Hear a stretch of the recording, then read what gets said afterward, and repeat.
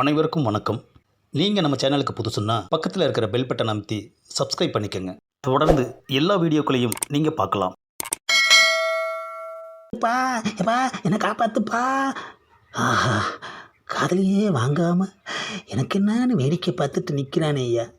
எம்மா எப்பா யோ பேச்சுவார்த்தை நடத்துவோம் ஐயா. அதெல்லாம் எப்போவோ முடிஞ்சு போச்சு. ரொம்ப அடித்து நீ போயிட்டீன்னா நான் யார்கிட்ட வசூல் பண்ணுவேன்? அந்த பயம் இருக்கட்டும். இப்போ கடன் கொடுத்தவங்கிட்ட என்ன சொல்லி பஞ்சாயத்து பண்ணுறது? வாங்கினவன் சைலண்ட்டாக நிற்கிறான், கொடுத்தவன் வைலண்ட்டாக நிற்கிறான். நம்ம பாடு திண்டாட்டம் ஆயிடுச்சு ஐயா. ஏண்டா இவனை பற்றி தெரிஞ்சு நான் கடன் தர முடியாதுன்னு சொன்னப்போ நீ என்னடா சொன்ன? இவன் வல்லவன் நல்லவன், வாங்கின கடனை ஒழுங்காக திருப்பி கொடுத்துருவான்னு இதே வாயில் தானடா சொன்னேன். எம்மா ஆஹா, கடன் கொடுத்தவன் நம்மளை அடித்ததும் அவன் மேலே பார்க்குறானே ஐயா. எதுக்கு இப்போ அவன் மேலே பார்க்குறான்? ஒருவேளை ஜாடையிலேயே நம்மளை அவங்கிட்ட மேலே அனுப்ப சொல்லி சிக்னல் கொடுக்குறானோ?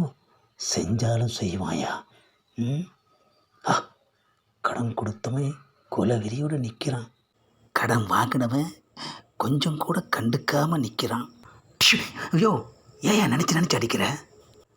அடுத்த தடவை அடிக்க மாட்டேன், தூக்கிடுவேன். ஆஹா, இது நமக்கு தேவைதான் ஐயா. ஆமாம், எதுக்கு என்ன இவ்வளோ பாவமாக பார்க்குற?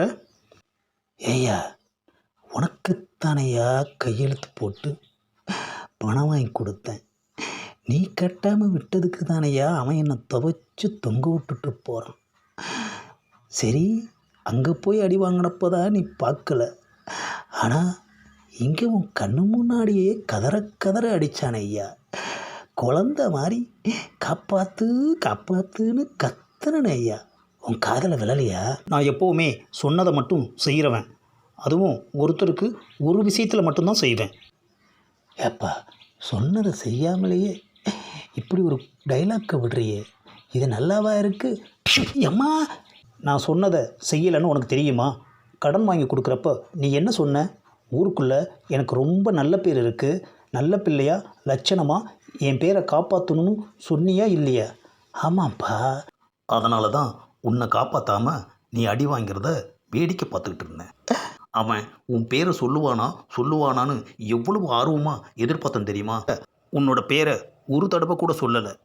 உன்னோட பேரை அவன் சொல்லியிருந்தா அவனை இங்கேயே உண்டு இல்லைன்னு பண்ணியிருப்பேன். ஆஹா, நம்பி ஜாமீன் கையெழுத்து போட்டு உனக்கு பணம் வாங்கி கொடுத்ததுக்கு எனக்கு இதுவும் வேணும் என்னமும் வேணும் ஐயா. ரொம்ப ஃபீல் பண்ணாத. அதான் அடுத்த வாரம் வரேன்னு சொல்லியிருக்கான்ல, அப்போவாது அவன் உன் பேரை சொல்கிறானான்னு பார்க்கலாம். மறுபடியுமா?